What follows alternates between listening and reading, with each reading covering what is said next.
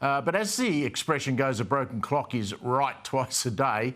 And in this instance, that broken clock turns out to be Paul Keating. Now, Paul's come out to cast doubt, and it's rare that I agree with anything Paul Keating says, over Labor's super tax plan, which he warns, without indexation, which is what sensible people are calling for, the plan will capture more young people entering the workforce right today who will accumulate in excess of $3 million at retirement. It's a long way off, but he's right. Keating's comments were put to the Prime Minister this morning. Here's what Anthony... If someone who starts work today, the average worker will end up with $3 million in super, therefore having their unrealised gains taxed.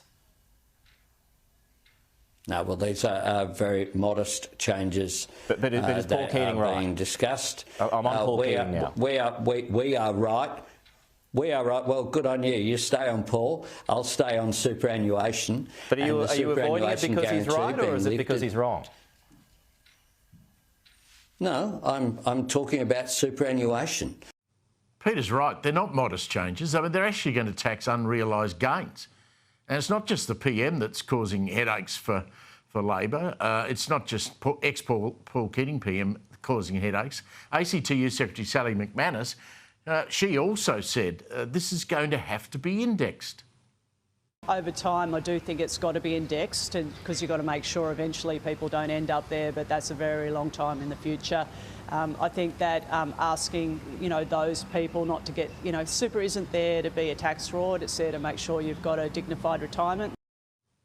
I've talked to former Treasury Assistant Secretary David Pearl about this before. He's back with us. It's not often I say this, about Paul Keating, but he's right in this instance, isn't he? To say unrealised gains, indexation are the two things that you need to look at and potentially change in this legislation. Hi, Steve. Thanks for having me on. He's right. Keating was the father of superannuation, as you know, and I think he rightly sees that this ill-conceived tax is a threat to the integrity and public confidence in the future of the superannuation system. Extraordinarily, I mean, Paul Keating, you would think would back the government. You'd imagine Anthony Albanese speaks to him. But why does Jim Chalmers and the Prime Minister, are they so desperate for money, David, that they simply refuse to change this, or are they running it right up to the line and then at the last minute they're going to either cave on indexation or unrealised gains, or both? Well, I'm not sure that the Prime Minister's on board with this proposal. I suspect he's defending his Treasurer. Jim Chalmers, it seems to me, Steve, is completely isolated on this. Paul Keating opposes it. Even the Greens are proposing that this be indexed. Sally McManus is saying this should be indexed, and Bill Kelty opposes it as well. I suspect many members of Jim Chalmers' caucus think it's a terrible idea as well. So this is being set up as a potential fall for Jim Chalmers, and I think what the Prime Minister has to do is show real leadership and at some point put his Treasurer out of his misery.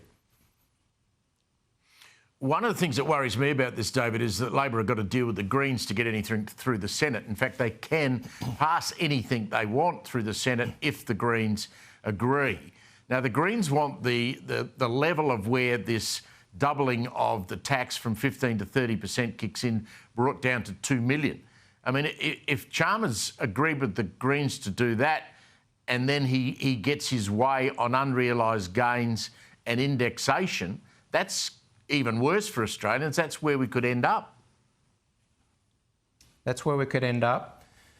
This tax was seen by Jim Chalmers and his captive Treasury Department as a soak the rich exercise. Treasury has a visceral resentment towards self-managed super funds. When I was a Treasury employee and I was in the department for over 20 years, I always saw it and I could never quite understand it. There's nothing wrong with somebody managing their own superannuation fund.